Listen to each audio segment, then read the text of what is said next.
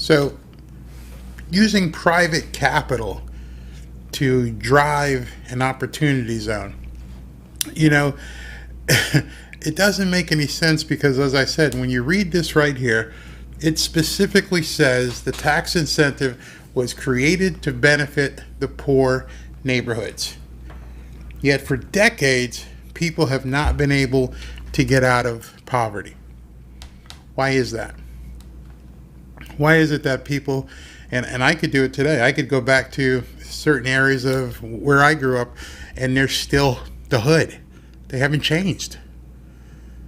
They still haven't changed. I talked to my sisters who live back in Connecticut. I go, is this XYZ neighborhood still a crap hole? She goes, yeah, nothing's changed. Nothing has changed. I could drive up there today, go to this neighborhood and just say, they're still in the hood. Why has it been decades and nothing has happened? So now comes a new administration and he says, hey guys, we can fix this. We can bring in some private money. We don't even have to spend government money. We don't have to raise anyone's taxes to improve and to benefit these poor neighborhoods. We can just go ahead and use private capital, incentivize them with tax credits, sell the tax credits, bring in capital, and make the enterprise zones and opportunity zones work for everybody. Excuse me. But they're complaining, and they want to complain because they think that it doesn't affect and doesn't help minority entrepreneurs. So when we get back, I'm going to tell you how they're full of crap. You're going to love this. Your source for profit. Hear what you need to know to succeed in today's real estate market.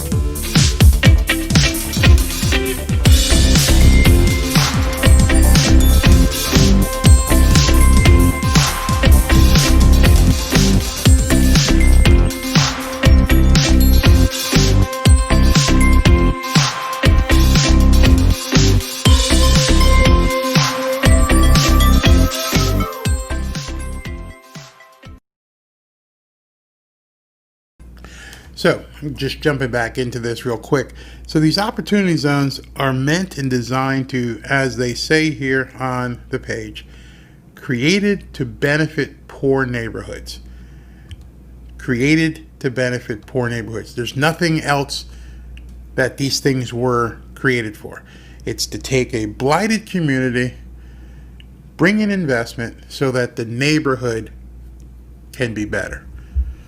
The most simple of intentions, and people are looking to kill it. To kill it because other people are making money off it because they're getting tax credits. They're able to defer capital gains because they're helping a neighborhood. Obviously, these people do not understand how investing and investments work, especially in real estate. If someone's going to put out money, they're expecting a return, whether it's a coupon rate on a mortgage or a tax credit. Either way, for me to put my money into something, I'm expecting a return. Every single investor on the planet expects that. I think they've become so accustomed to the wokeness of people. They think you're just going to give it to you. Hey, I don't know if that did the knock, knock, knock sound, but got something for you. All these people stroking checks to BLM, they're taking a tax write-off. Do you even know that? Do you think that when so-and-so says, hey, listen, I'm going to write a check for $1 million to BLM or Planned Parenthood or this or that or the other thing, what do you think they're getting in return? You think they're just giving away their money? Wake up. You say you're woke, but you're obviously not. Everybody who invests or donates gets something in return. It's that simple. Whether you're walking through, donating to your church on Sundays, guess what? They send you a statement. Here's for your tax deductibility. What are they going to do? Make you not be able to donate to the Salvation Army? Probably, maybe, might be coming. But from ocean rescues to Stop Plastic in the Oceans, to the Salvation Army, to the Little Sisters of the Poor. That's what's been done forever. You need money for whatever project, I'll give it to you, and I'm getting a tax write-off. It's the only reason you're getting that money. No other reason. Period. They may have altruistic, they may care, but they're taking the tax write-off. So what's the difference? So let me go into a couple of things here, and I've got to talk to you about some of the opportunity zones. And just bear with me, this stuff can get kind of dry. But those of you, especially those of you who said you want to learn something, understand. So first off, you've got to find out where the opportunity zones are near you. And this site here, the Economic Innovation Group, and they talk about the difference in opportunity zones and the history of opportunity zones. This would be a good place for you to start. And it's even got some information here on unlocking private capital to facilitate economic growth. And it describes what opportunity zones are. And it describes what opportunity zone funds are, and how people are funding the ability to do these investments and developments in these areas by offering investors tax deferrals. Being able to, not have to eat these tax capital gains right away. You can defer it. You can sell tax credits, Section 42. Look it up. Don't wait. Look it up. If you have any questions, get back a hold of me. So just bear with me for a second. So this company, Economic Innovation Group, also talks about they actually put out a fact sheet. And just so you know, I'm actually using this fact sheet, and I'm going through here, and I'm learning more every single day about how to set these things up. And it's designed to incentivize capital investments in low-income communities nationwide. You can read it. It's right there. Next thing is there's $6 trillion available for opportunity zones. Somebody has went through and figured out that by funding opportunity zones and offering these Section 42 tax credits, there's $6 trillion available. But Barry, I don't know what we're supposed to do. They're not helping the black people. Okay, you're gonna go with that, huh? Okay, so you're gonna about to be embarrassed. So look who EIG is. EIG is putting together their own opportunity funds, and they're looking, and I'm going to have to blow this up because you have to see this. Okay, you ready? They are looking to raise, you see the number there? Let me keep going. $50 million for opportunity zones that they're investing in. The same EIG that I just showed you, the Enterprise Center, $50 million. Black company. Black owned. $50 million. So as I've been digging in this, I'm like, wow, this seems like it really could be something here. And you go down here, and we already have 3 qualified opportunity funds set up and awaiting your investment. So they've already set up 3 funds, and you're just at this point collecting the money. And here are the funds.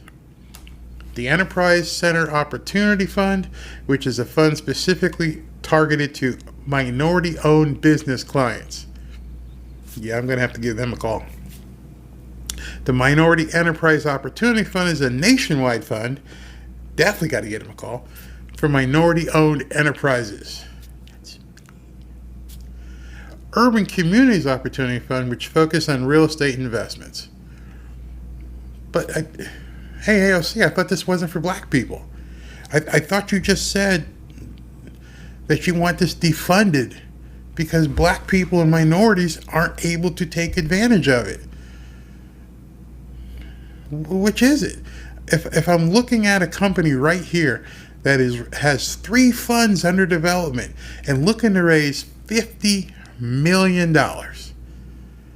and it's a black-owned company helping other black-owned developers, you look pretty stupid trying to kill it. You look really stupid trying to kill it. But let me go further. So this is really going to freak you out. So as I started digging in this, I'm like, how much experience are you going to need? I've bought or sold over 1,000 properties in my career, but I haven't developed. That's why I said I'm a burgeoning real estate developer. We are looking to get into the real estate development space. We are now have projects under development. Take some time. But if you haven't done a development, I did some condo conversions 10 years ago, but real developments, are people going to invest in you? Are people going to spend the time getting to know you? So I did some research and I found this guy, and this guy is just amazing. And his name is Brandon Rule.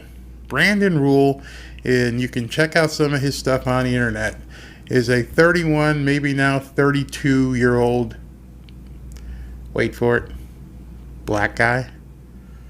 32-year-old black guy. And he's doing these developments. And he decided he didn't want to start flipping houses, he wanted to start doing developments. And he put his, the whole thing together. He completed a program at Marquette University. And in July, his first building, he did a 60-unit affordable housing development. 60 units. And this article goes through how he put his money together, and it's a very interesting story and how he's become somewhat of a expert on Section 42 tax credits. It's just amazing. And then now he's just this was from April, and he just got approved to do another one. He's doing a pretty big development. Where is his name? Developer Brandon Rule received tax credits. Tax credits. You see the word again?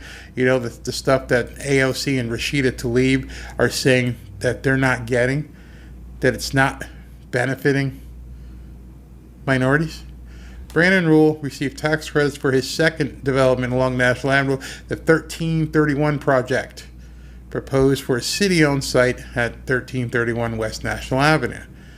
With supplement Rule's recently completed, which was his first one I just showed you, Rule intends to develop an 89-unit building with 74 units set aside for those making less than 60% of the area's median income. Your source for profit. Hear what you need to know to succeed in today's real estate market.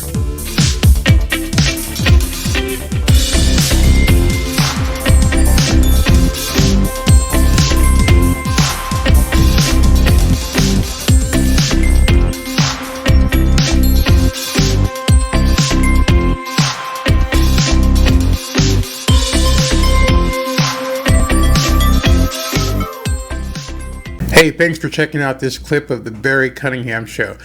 Every weekday, Monday through Friday, I talk about real estate and the trends and news that affect real estate and making money in real estate. So if you want to see us live, just go ahead and click the subscribe button below, or just click the link below, which is going to be a link to the archives of all of our live shows. And then we'll go ahead and cut these up and get them out there so you can see the clips of the various shows. But in any event, I'm glad you're watching. Please continue to watch and have a great day. Get out there and make some money. And we'll see you on the next episode.